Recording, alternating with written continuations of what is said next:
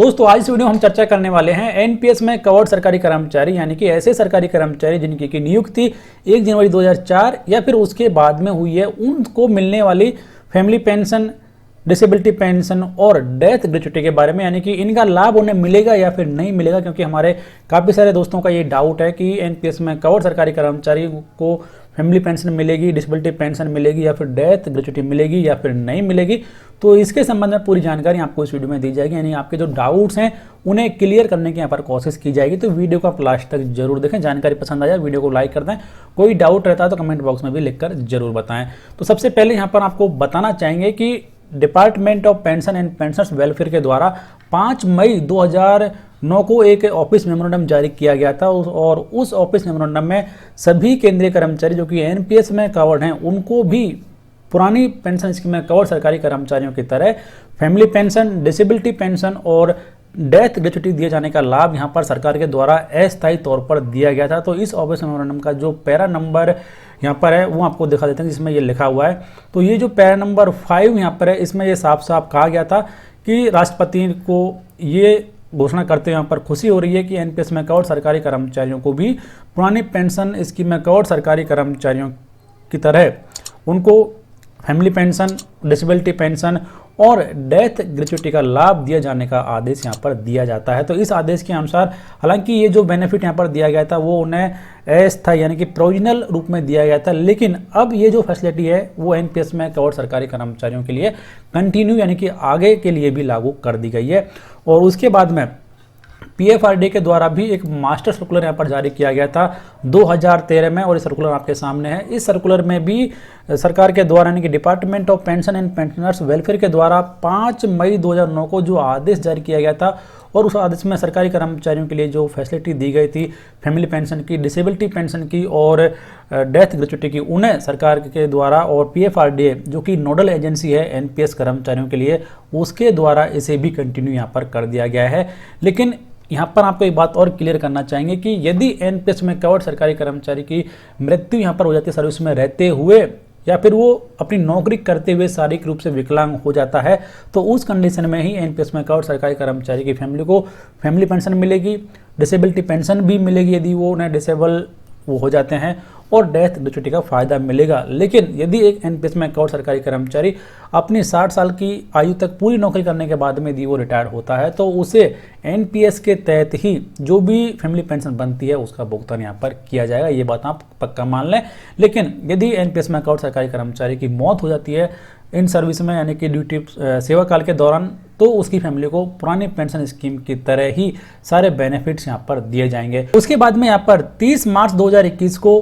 Department of pension and pensioners welfare के द्वारा ही ये एक यहाँ पर नोटिफिकेशन जारी किया गया है और इस नोटिफिकेशन के अनुसार अब किस तरीके से एनपीएस कर्मचारियों के लिए फैमिली पेंशन का लाभ मिलेगा, यानी कि एनपीएस कर्मचारियों के लिए जो एनपीएस स्कीम है उसे किस तरीके से इंप्लीमेंट यहाँ पर किया जाएगा उसके संबंध में दिशा निर्देश यहाँ पर जारी किए गए हैं। और इस नोटिफिकेशन के अनुसार भी एनपीएस में कवर्ड सरकारी कर्मचारी की यदि सर्विस में मौत हो जाती है किसी भी वजह से, तो उसकी फैमिली को सारे जो बेनिफिट्स हैं जैसे कि फैमिली पेंशन है, डिसेबिलिटी पेंशन है, डेथ ग्रेच्युटी और रिटायरमेंट ग्रेच्युटी है, उसका लाभ भी यहाँ पर दिया जाएगा। तो उसके संबंध में भी आपको बता देते हैं कि कौन सा ऐसा रूल है जिसके तहत सारे लाभ आपको मिलने वाले हैं। सरकार के द्वारा 30 मार्च 2021 को जो नोटिफिकेशन जारी किया गया है उस नोटिफिकेशन के अनुसार भी एनपीएस में कवर्ड सरकारी कर्मचारियों को फैमिली पेंशन और डिसेबिलिटी पेंशन का लाभ दिया जाएगा। लेकिन इस लाभ का फायदा लेने के लिए यानी कि इस सुविधा का फायदा लेने के लिए एनपीएस में कवर्ड सरकारी कर्मचारियों को कुछ काम यहाँ पर करने होंगे। तो यहाँ पर रूल नंबर 10 में ये कहा गया है कि जो एनपीएस में कवर्ड सरकारी कर्मचारी है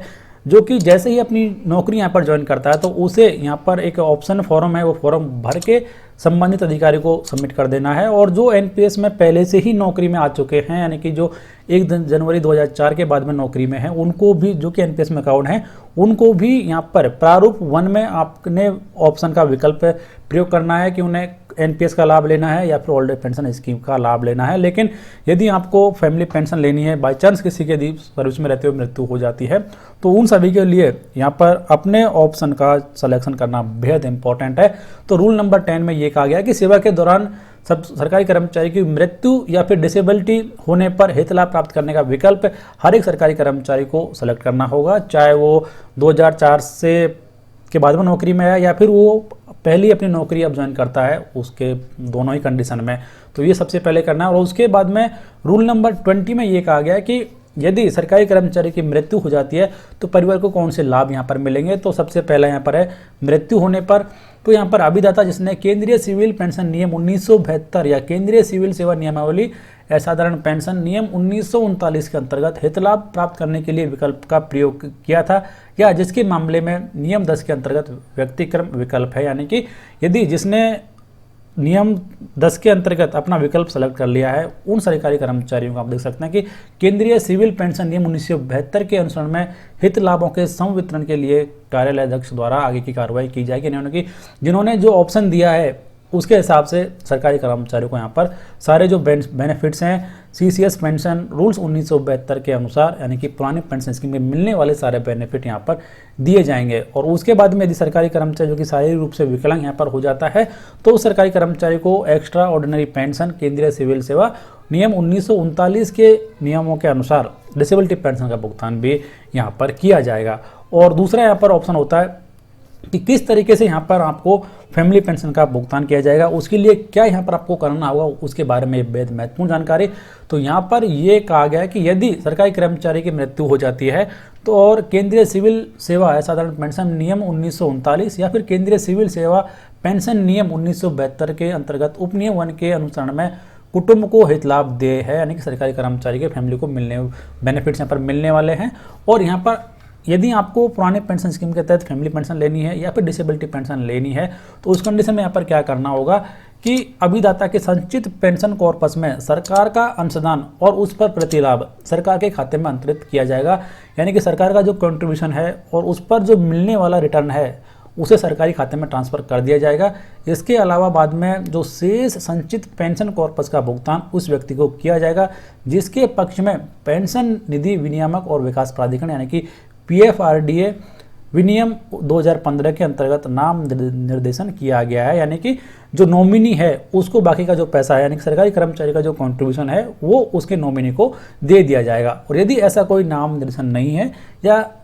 यदि किया गया नाम निर्देशन अस्तित्व में नहीं है तो संचित पेंशन कॉर्पस की शेष राशि का भुगतान विधिक उत्तराधिकारी को किया जाएगा, यानी कि सरकारी कर्मचारी के जो भी डिपेंडेंट है, लीगल जो भी डिपेंडेंट है, उसको सरकारी कर्मचारी का जो कंट्रीब्यूशन है उसका भुगतान यहाँ पर कर दिया जाएगा। तो इस तरीके से सरकार का जो पैसा है वो सरकारी खाते में चला जाएगा, कर्मचारी का जो पैसा है वो कर्मचारी को मिल जाएगा और बाकी के जो बेनिफिट्स हैं वो यहाँ पर सरकारी कर्मचारी को दे दी जाएगी, जैसे कि उसको फैमिली पेंशन मिल जाएगी, फैमिली पेंशन पर फिर महंगाई भत्ता और एडिशनल पेंशन जो ओल्ड एज पेंशन को मिलती है उसका भुगतान भी एनपीएस में और सरकारी कर्मचारी को किया जाएगा। और जो नौकरी में रहते हुए या फिर नौकरी करते हुए यहाँ पर शारीरिक रूप से या किसी भी वजह से वो विकलांग हो जाते हैं तो उनको भी डिसेबिलिटी पेंशन का भुगतान यहाँ पर केंद्रीय सिविल सेवा असाधारण पेंशन नियम 1939 के तहत कर दिया जाएगा। तो ये फिलहाल महत्वपूर्ण जानकारी और आपको भी अब ये मालूम चल गया होगा कि एनपीएस में कवर्ड सरकारी कर्मचारी की यदि सेवा में रहते हुए मृत्यु हो जाती है तो उसकी फैमिली को सारे जो बेनिफिट्स हैं केंद्रीय यानी कि सीसीएस पेंशन रूल्स 1972 के तहत जो मिलते हैं वो सारे लाभ दिए जाएंगे। तो फिलहाल वीडियो में इतना ही। वीडियो देखने के लिए आप सभी को धन्यवाद। जानकारी अच्छी लगी तो वीडियो को लाइक कर दें, चैनल को सब्सक्राइब कर लें, बेल आइकन प्रेस कर दें और नोटिफिकेशन ऑन कर दें जिससे हर एक नए वीडियो का नोटिफिकेशन आपको मिल जाएगा और आप वीडियो देख पाएंगे।